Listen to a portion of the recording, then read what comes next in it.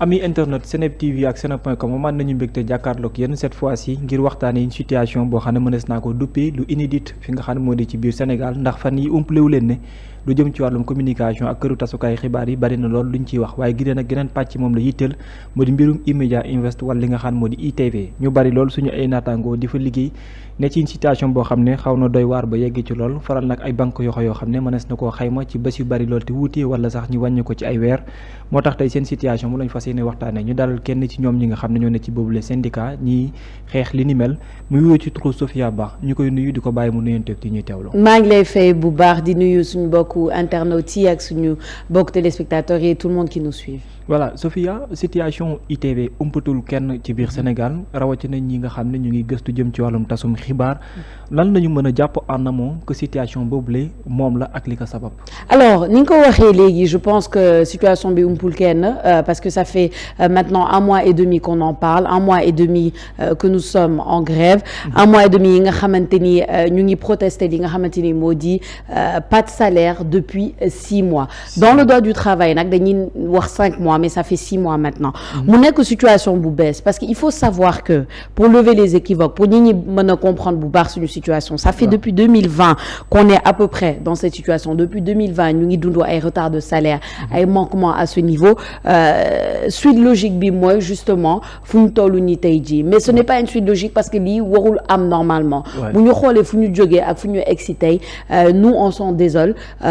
suñu grève bi c'est pas parce que dañoo bëgg dem grève c'est parce qu'on n'a pas le choix c'est parce que fi mu ne nii amatuñu choix dañoo egg fi nga xamante ni moo di point de non retour des travailleurs dañoo nekk une équipe principalement de jeunes nga xamante ni ils se sont dévoués depuis pour la plupart depuis 5 ans ci benn boîte bi nga xamante ni sax mën naa wax ni ñun ñoo fa nekkoon au commencement pour la plupart de ceux qui m'accompagnent en tout cas même dans le syndicat ñun ñoo fa nekkoon au commencement ñun ñoo ko contribuer ba mu egg fu mu egg tey jii boo gisee ñu toog suñu kër c'est vraiment pas par envie parce qu'on est des passionnés de ce métier yoo xam nga si dara le journalisme c'est une passion pour nous mais dañoo egg foo xamante ni on n'a plus le choix en fait mu nekk situation bu metti d'accord am na loo xamante ni daanaka peut-être très bien lu traîner la ba yegg si loo situation bi fi mu yegg si nii est-ce qu'en amont également aussi il y a des choses yoo xam ne ay non-dits la lees waxul ñëwal li nga xam ne daanaka moo di non seulement ci démarche bi mais surtout également ci fonctionnement peut-être bien entreprise bu dem ba tollu fii. alors ça dépend ci ban côté nga koy xoolee des non-dits peut-être mais ñun en tout cas def nañ ce qu'on devait faire parce que cette lutte balaa muy éclater au grand jour elle a été interne d'abord ñun toog nañ fi def port de brassard ñun toog nañ fi bind ay communiqué toog nañ fi alerter la direction par rapport aux manquements par rapport aux problèmes qu'on a à l'interne on a suivi un processus bi nga xamante ni dafa egg ba fi te bëgguñu woon mu egg ba fii les non-dits finalement nous de notre côté on les a dit parce que problème de management bi xew E-Media umpul kenn tey jii parce que on a un grave problème de management comme je le dis boo xoolee groupe bi fu mu commencé waaw fu ñu dooree ak tey jii miroir ngeen ci c'est ça d'investissement et tout il y a eu des investissements il y a eu tout ce qu'il faut nous qui étions là au début mun nañ ko wax il y a eu tout ce qu'il faut donc tey jii si 5 ans après on est dans cette situation on ne peut pas appeler ça autrement que problème de management ñu bëri duñ ko bëgg a dégg maanaam et je vais le dire suñu patron de presse yi bëgguñu ko dégg parce que dañuy naan oui on les indexe mais forcément quand tu as la tête d'une boîte et que xam nañ yow nan nga commencé tey jii nga egg fii say employés mënoo leen fay pendant 6 mois sans compter lu ñu muñ parce que ñun muñ nañ lu bëri comme je le dis toog nañ ay mois yi nga xamante ni voilà lu yàlla xam doy na fayee ko ay le 25 fayee ko ay des retards dafa daan am ay retard bien avant mais bien sûr beaucoup de retard donc le non-dit qu'aujourd'hui on dit c'est ce grave problème de management et il faut le dire et ça on n'indexe pas parce que dañoo bëgg a indexer parce que dañuy tuuma mais parce que dëgg la il faut qu'on se dise les vérités et je pense que dans la presse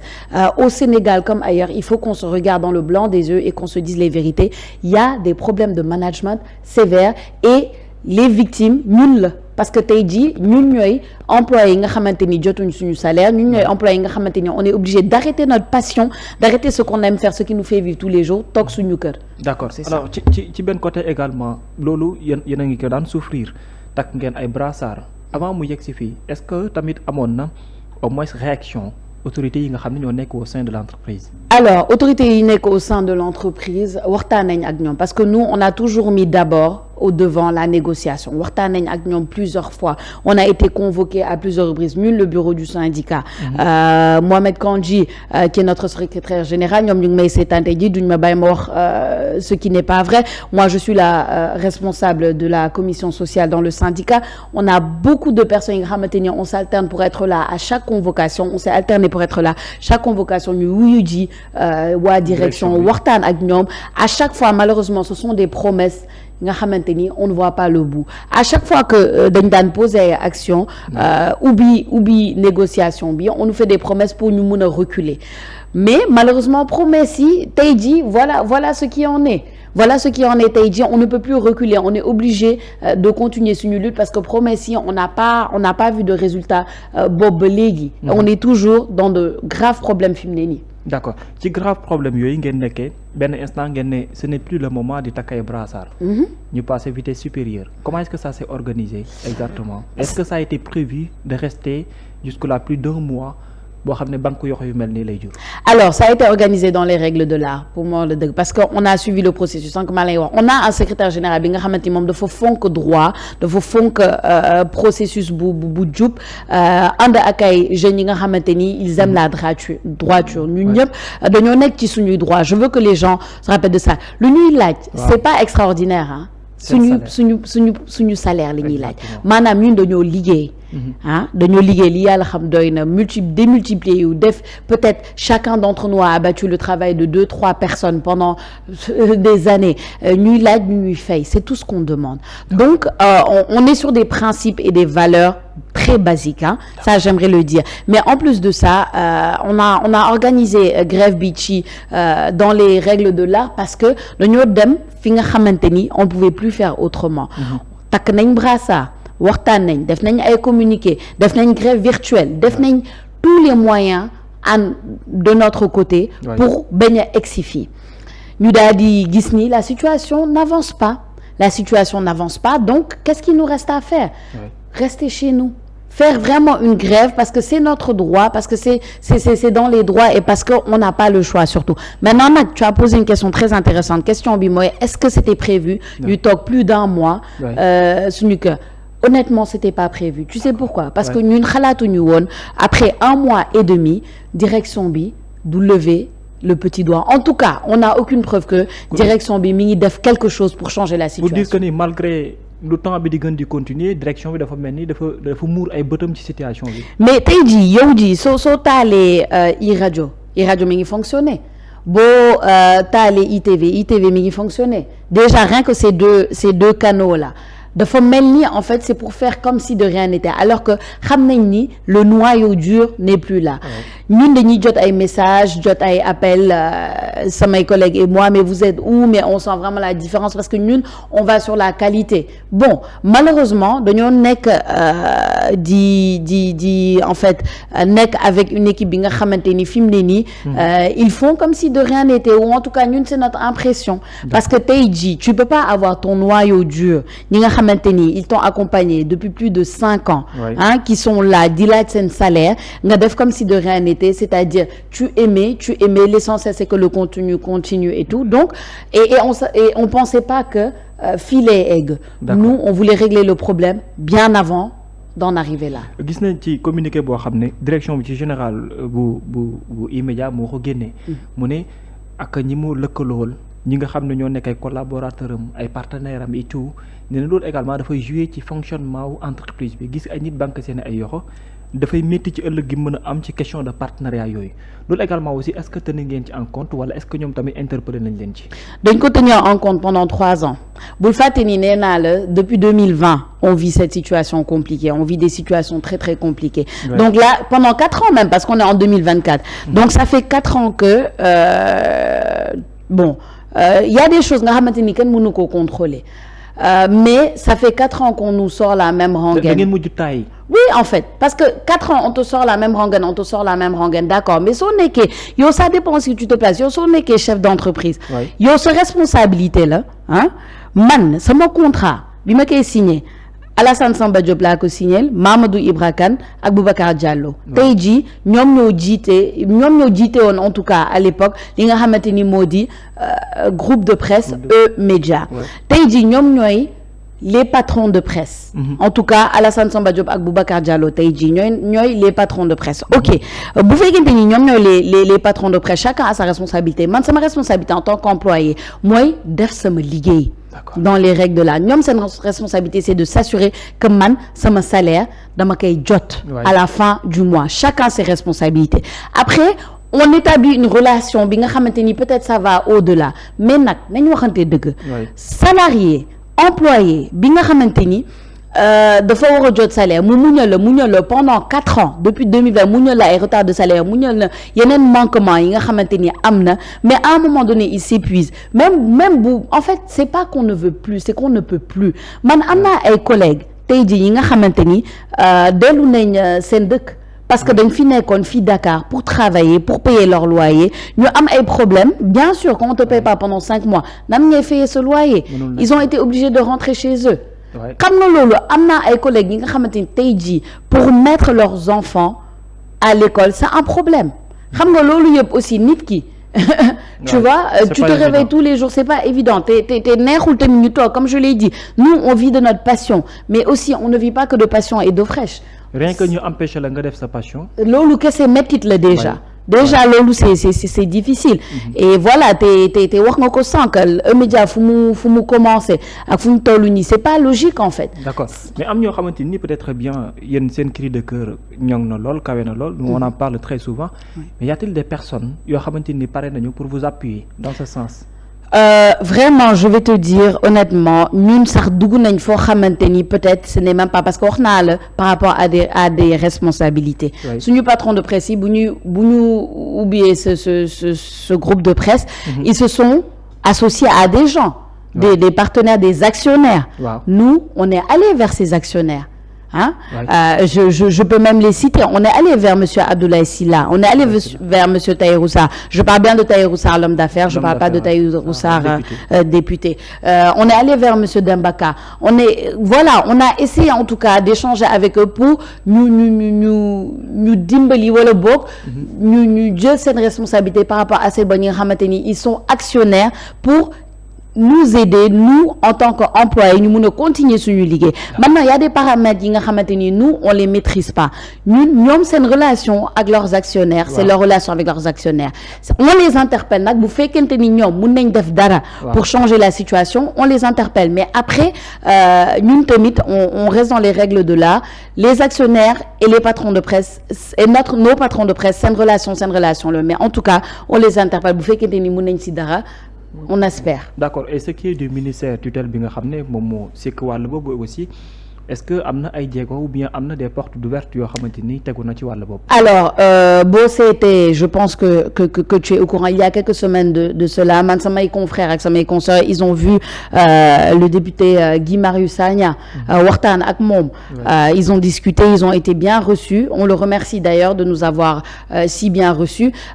mu wax ñu que voilà il va faire de quoi il va en discuter avec qui de droit bon on attend on espère que aussi côté boobu quelque chose sera fait parce que ñëpp xam nañ ni la presse actuellement c'est difficile la situation de la presse au Sénégal c'est difficile on attend aussi des actions de ce côté-là mais nous on a fait li nga xamante ni war nañ ko def d'accord alors tey jii ñu ngi ci 1 mois et demi wax nga ko foofu ngeen toll situation ba léegi bougé wul si jamais on le souhaite pas tel n'est pas le cas comme ni ngeen ko souhaité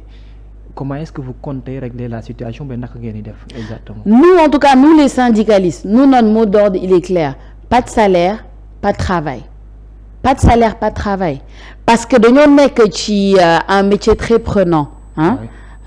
dañoo nekk ci un métier de journaliste yi nga xamante ni comme je l'ai dit on le fait avec passion mais quand tu le fais avec passion à un moment donné yow tamit nit ki da ngay am ay principes da nga am ay valeurs yoo xamante ni dootoo mën en fait tu ne peux plus donc nous notre mot d'ordre il ne change pas de salaire pas de travail je parle de nous en tout cas le syndicat on est soudés et on compte bien continuer dans cette lancée. D'accord ay patrons de presse ak ay hommes de presse. oui en plus oui nu ñu mën a yegsee foofu. également mooy question ñu bari. te xam nga ça je parle en mon nom man xam nga li ma gën a jaaxal. et ce qui peut-être fait mal c'est parce que ce sont des personnes yi nga xamante ni on les respecte beaucoup. ah du ñu indexé pour indexer ci seen xam nañ seen jaar-jaar te ils ont été à notre place il y a des années. boo xamee le parcours de certains patrons de presse, tu sais qu'ils ont été à notre place. Ouais. Ils ont été employés comme nous, ils ont eu ce genre de problème comme nous. Et malheureusement, tey jii, ils sont à la place de ceux ñi nga xamante ni auparavant il les pointaient du doigt. xam nga loolu tamit dafa metti xam ni yow ki lay teg lim la teg xam na il connaît très bien sa situation, il est bien placé pour le savoir et c'est pour ça qu'on sensibilise, c'est pour ça qu'on interpelle parce que ba léegi on ne voit vraiment pas de changement. Pourtant d'hommes nga xamante ni on a décidé d'aller vers eux et d'être en collaboration avec eux, d'être leurs employés parce que gëm nañ ni quand même ils connaissent tellement bien ce métier, ils savent journaliste lu muy dundu et ils ne feront pas certaines erreurs peut-être pour avoir des carrières aussi grandes, tey jii être respecté dans le métier. defe naa ni am na ay erreurs yoo xamante ni waroo ko def malheureusement. Alors aujourd'hui situation bi xaw na doy waar. lan ngeen yaakaar ne moo war a mën a indi solution c'est-à-dire saafara li nga xam ne moo di jafe-jafe yi. écoute li nga xamante ni moo di jafe-jafe yi comme j'ai dit ñu ngi koy dund boobu ba léegi et nous les solutions elles sont simples ñu fay ñu et nous on est tellement en fait foofu ngay gisee passion bi c'est-à-dire que nous on ne demande même pas forcément en globalité ces 6 mois sans que yaa ngi may laaj est-ce qu'on a pris en considération les difficultés que la presse vit actuellement, est-ce qu'on a pris en considération toutes ces choses-là? Oui, on les prend en considération, c'est pour ça qu'on dit ñun bu fekkee ni tey jii on nous dit sax écoutez ñun on a 2 mois on a 3 mois à vous donner et puis après ñu teg ñu des promesses claires et une vision claire pour nous payer le reste. Demain tu nous verras au poste, demain tu nous verras au travail. Malheureusement loolu sax lañ gisul mais c'est ça la solution. xaw ma nag dire que ni effort buy wane ne ñi pare nañ pour trouver solution sax amul. Exactement, effort boobu sax gisuñu ko, tu vois, gisuñu ko. Donc nous c'est ça qu'on demande. Il faut que ça vienne de la direction, comme je l'ai dit tout à l'heure, partenariat, actionnaires, et je les ai même cités. On espère que peut-être ils peuvent faire quelque chose, on peut pas les obliger mais on espère peut-être ils peuvent faire quelque chose. On est allé aussi vers qui de droit, Guy Marius Sagna. On interpelle encore une fois pour mu bàyyi xel ci suñu situation encore une fois avec son agenda chargé mën a wax ci peut-être le ministre de la communication xool en tout cas des arrangements parce que nous sommes des employés, nous sommes des journalistes qui ne demandent qu'à travailler et à recevoir notre salaire pour notre travail, c'est tout. D'accord. Et le message à l'endroit de vos dirigeants? Tamit peut-être bien à tous les syndicats du Sénégal. Oui, tous les syndicats du Sénégal dem leen avec les principes et les valeurs et dans les règles de l'art. Il faut toujours avoir ses principes, avoir ses valeurs. Quand tu sais que ce liggéey yaa ngi koy def, tu mérites ton salaire. Nos dirigeants nañ xoolaat seen taxawaay bu baax a baax. nañ xoolaat nan la ñuy jàppale la jeunesse. La jeunesse qui veut travailler, la jeunesse qui a du talent, qui s'est formée, qui est formée pour un travail. Je parle pas seulement de notre métier, le journalisme qui est quand même un métier très noble, un métier important. Je parle dans tous les corps de métier, mais nañ xoolaat seen taxawaay ci jeunesse bi et voilà la direction. Je veux qu'ils sachent que nous on n'est pas là pour les attaquer forcément juste pour les attaquer. On est là pour réclamer notre dû et notre droit et je pense que loolu c'est normal. Merci beaucoup et on souhaite bien que le problème va être réglé bientôt inchallah. Merci. Loolu tamit mooy suñu souhait ngëm loo mën a am su ko defee solution juddu mais tamit autorités yi ak ñëpp ñi nga xam ne ñoo fi ne ñu jàpp ci parce que c'est pas du tout évident ñun ñi nga xam ne ni ñu ngi toog également seen place xam nañ ci dara chaque jour on en parle ici avec nos émissions pour que ni il est temps pour que solution mën a am taskatu xibaar nga xeeñ ko pour mu def liggéeyam c'est pas du tout évident ndax nit li mu bëgg chaque jour ci day bëgg di nekk te bu fekkee tamit nag daf cee soxla pour di dund nga bëgg koo xeeñ dafay gën a nekk loo xam ne day graaw donc on souhaite vraiment que solution am ci su ko defee ngeen delluwaat seen bërëbu liggéeykaay bi également gën a ñoŋ ñi ci gis seen bopp mën ci gis seen bopp parce que service public moom ngeen di def boo koy xool aussi. Tout à fait. ñuy ñaan bu baax solution dal di ci juddu jaajëfal leen yéen ñi nga xam ne ñu doon teewlu jaajëfal également Sophia Balawoon journaliste foofee ci E-Media moo nekkoon sunu gan ci seen syndicat jërë ngeen jëf Omar Ba moo nekkoon ci wàllum xarala gi jaa ngeen jëf.